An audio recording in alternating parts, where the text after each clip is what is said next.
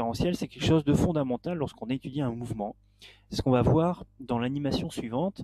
Donc, une animation qui a été faite par Adrien Wilm sur le site australo.net.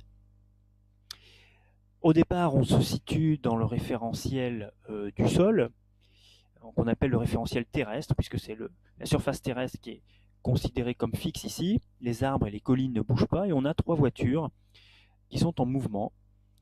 Elles vont de gauche à droite, leur mouvement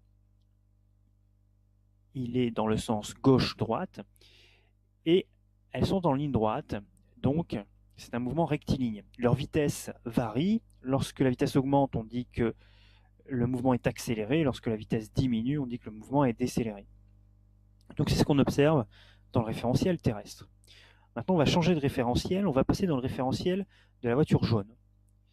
Dans le référentiel de la voiture jaune ne bouge plus. Par contre, les voitures rouges et bleues continuent à bouger. Elles ont toujours un mouvement rectiligne, mais cette fois-ci, leur mouvement ne suit plus un seul sens, il a 2 sens.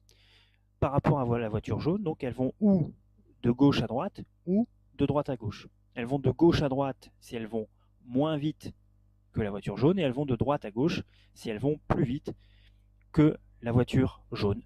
Donc dans le référentiel de la voiture jaune, elles ont un mouvement oscillant, comme on peut l'observer ici.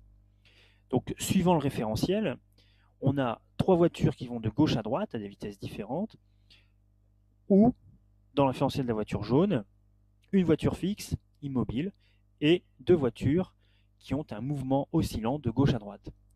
Donc suivant le référentiel choisi, on a des mouvements totalement différents. Et en physique, les mouvements sont appelés d'une manière particulière, d'une manière normée. Donc, si la trajectoire est une droite, on dit que le mouvement est rectiligne. Si la trajectoire est un cercle, on parle de mouvement circulaire. Si la trajectoire est une courbe, on dit que le mouvement est curviligne. Si la vitesse est constante, on dit que le mouvement est uniforme. Si la vitesse augmente, on dit que le mouvement est accéléré. Et si la vitesse diminue, on dit que le mouvement est décéléré. Évidemment, on peut avoir des combinaisons de trajectoire et de vitesse. Par exemple, si la trajectoire est une droite et que la vitesse est constante, on parlera de mouvement rectiligne uniforme. Si la trajectoire est un cercle et que la vitesse diminue, on parlera de mouvement circulaire décéléré, etc., etc.